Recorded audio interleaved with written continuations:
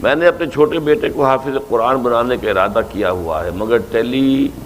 Vision پر سوالات کے ایک پروگرام میں ایک عالم دین نے بتایا کہ قرآن کو حفظ کرنا ایک نفل عبادت ہے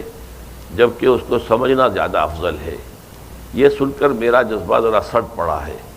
آپ کا اس بارے میں کیا خیال ہے کہ یہ آپ کا ٹھیک ہے؟ کیا حفظ قرآن کی اتنی اہمیت نہیں ہے؟ جو بات انہوں نے کہی ہے وہ صحیح کہی ہے کہ اصل شے تو ہے قرآن مجید کا سمجھنا۔ حفظ قرآن جو ہے ایک اضافی ایک نفل شے ہے، فرض تو ظاہر باتیں نہیں ہے، قطعاً نہیں ہے، فرض تو کوئی بھی شخص نہیں کہتا کہ فرض ہے یہ، لیکن جو اس کے درجے مقرر کر دیے گئے ہیں اس میں بڑی مغالطے والی بات ہے۔ اس لیے کہ حضور کے زمانے میں حافظ وہ کہلاتا تھا۔ میرا جو کتاب ہے مسلمانوں پر قرآن مجید کے حقوق، اس میں میں نے وہ حدیث بھی درج کی ہوئی ہے، صحابہ کا قول، کہ ہم حافظ اس کو سمجھتے تھے کہ جس کے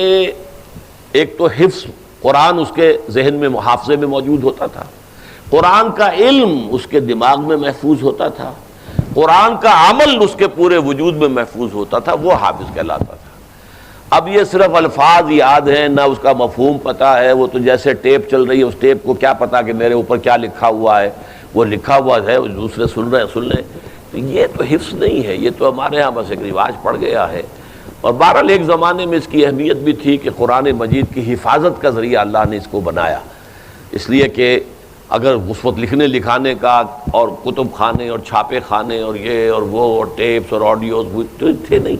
تو اس لیے اس کی جو اہمیت پہلے تھی اب وہ رہی بھی نہیں ہے۔ البتہ یہ ہے کہ اگر آدمی یاد کرے اور جتنا زیادہ یاد کرے گا اتنا ہی اس کے پاس ایک دولت ہے، خزانہ ہے۔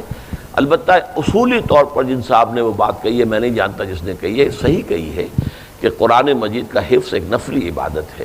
اس کا سمجھنا یہ ہمارے لیے فرض ہے، اصل شے فرض سمجھنا ہے۔